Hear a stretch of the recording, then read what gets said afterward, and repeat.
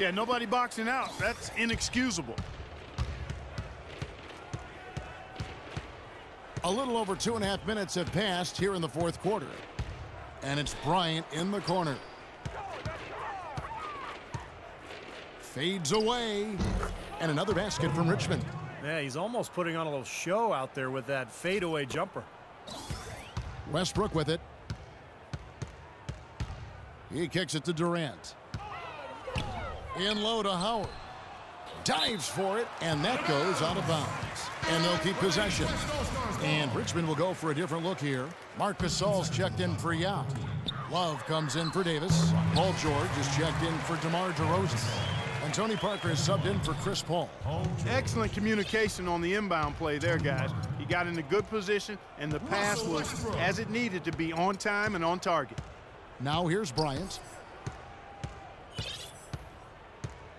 You know, guys, every coach would love to play his star player every minute of an NBA season, but it's impossible given the limits of endurance and the risk of injury. It's basically a balancing act. I think teams are becoming wiser, though, in terms of keeping players fresh and helping them recover between games. It's astonishing to see a player, Clark, at his position who can get to the rim like that. Yeah, he goes very vertical on you, Kevin. And once he's up there, you know he's going to throw it down hard. Well, good idea setting that screen, but the execution wasn't there. No, sure wasn't. I mean, you want it to be hard, but it also has to be legal. And Richmond making a change here. Yao checked in for Gasol. Morning comes in for Kevin Love. James checked in for Kobe. And it's Robertson in for Parker. And it's sent back by George.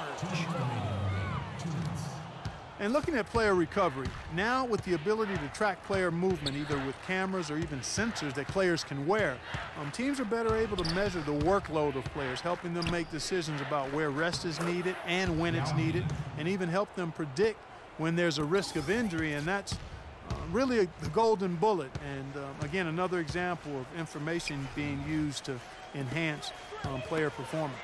Here's Griffin. Yao Ming picking up that last basket. Set it up with the fake, but it's offline.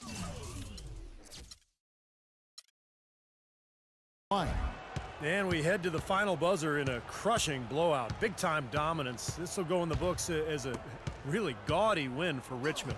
And they could do no wrong today, Steve. That's right. This was a team performing to its Clark fullest capabilities. Yeah, and a very satisfying win for them, too. A game to remember, and on the other side, definitely one you want to forget as soon as possible. And guys, across sports, the key to winning is keeping your star players available. Well, teams are learning a lot from player tracking. You know, for one, morning shoot-arounds may be more draining than we realized, so some teams are cutting those down. And also, athletes do better with frequent short rests, so subbing often can leave players with more energy in crunch time. There you go. That's the stroke we saw in the first half. It's Westbrook with the drive. Lets the three fly. Rebounded by Richmond. There's 39 seconds left in the fourth quarter. Robertson kicks to Yao. Back to Robertson. 6 on the shot clock. This one for 3. Another 3 for Richmond. A serious game-clinching run. They've taken off here. Impressive. No backing off. What a surge at the right time. Paul George with the steal.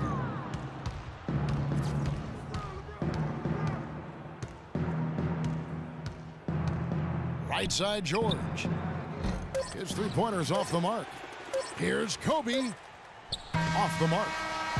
So it's Richmond taking care of business in this one. They put on a show tonight, thoroughly controlled.